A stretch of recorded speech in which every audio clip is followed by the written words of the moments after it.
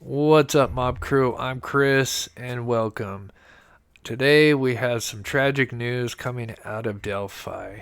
There was supposedly a hearing that was supposed to take place at 2 p.m., and it was going to be a hearing involving the attorneys and what they were going to do with Andrew Baldwin and Bradley Rosie because of the leaked images and some other stuff. And sadly, the court lasted all of 3 minutes and 33 seconds. Here is that recording. We on? All right, we are on the record in State of Indiana versus Richard Allen, 08C012210MR1. Thank you for your patience, ladies and gentlemen. Thank you, Mr. McClellan, Mr. Luttrell, for your patience. We've had an unexpected turn of events, ladies and gentlemen. Earlier this afternoon, the defense attorneys have withdrawn their representation of Mr. Allen. Mr. Baldwin made an oral motion to withdraw. I granted that oral motion to withdraw, and Mr. Rosie will be submitting a written motion to withdraw, I'm assuming within the next couple of days. They have confirmed with the court that Mr. Allen's financial situation remains static, meaning he is continuing to be entitled to appointed counsel. I will reach out to public defenders to make that appointment. As Mr. Allen is now without counsel, I've ordered him transported back to the Department of Correction. Mr. McClellan, I know that we have already scheduled a hearing in the Carroll Circuit Court October 31st at 9 a.m. I'd like to maintain that hearing if we can, please. Yes, Your Honor. I think at that point we can have counsel appointed. I'd like to set a new trial date. Obviously, I don't believe counsel will be prepared within the next couple of months to try a case of this magnitude in January. So we'll set dates for the trial. I think we need to set a date as well for the suppression hearing that was filed now by former counsel. I have asked the attorneys to provide all of the discovery previously provided back to the state of Indiana.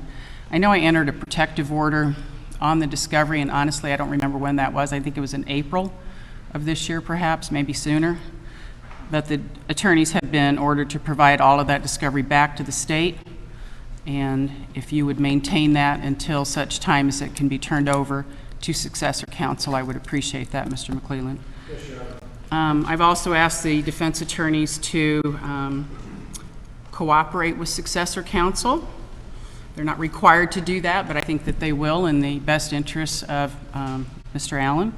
They're not required to provide any of their work product, but they will be required and have indicated that they will cooperate with successor counsel.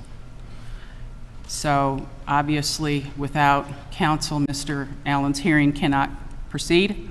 I apologize that I know many of you have been waiting for several hours. I know, Mr. McClellan, you and your staff, and you had some witnesses here that came earlier to have the hearing, but clearly this is outside of our control. So is there anything, Mr. McClellan, that you'd like to state for the record? No, Your Honor. I think we can address the other issues at the October 31st court date. All right. With that being said, then, we are in recess. Thank you. I'll see you in October. So it looks like right now Andrew Baldwin has pulled out and Bradley Rosie is to follow. There are some speculations that maybe Richard Allen couldn't afford to pay his attorneys anymore. Honestly, right now it's just speculation. I'm sure we'll learn some more information in the following days. I'm sure they'll probably put out a statement. Right now it looks like Allen will be given court-appointed attorneys to represent him, but as far as the trial for January, which is in a few months, will most likely not take place. They did say that the attorneys or former attorneys for Allen will help try to smooth the transition, as in transferring evidence and everything to the court-appointed attorneys for Allen. But for right now, we don't know. Could it be involved because of the leaked images? Could it be because the former associate took his life? Could they be dealing with stuff? Could it be threats? There's so many theories that we could point out, but at this time the best thing is to wait and I'm sure they'll put out a statement giving us part of the reason, hopefully. But at the end of the day, this still is a shock. The family was there here at the hearing, and I'm sure this has got to be an absolutely devastating blow for them. Been waiting for justice for all these years, and sadly something like this comes up. So just wanted to give you guys the latest update.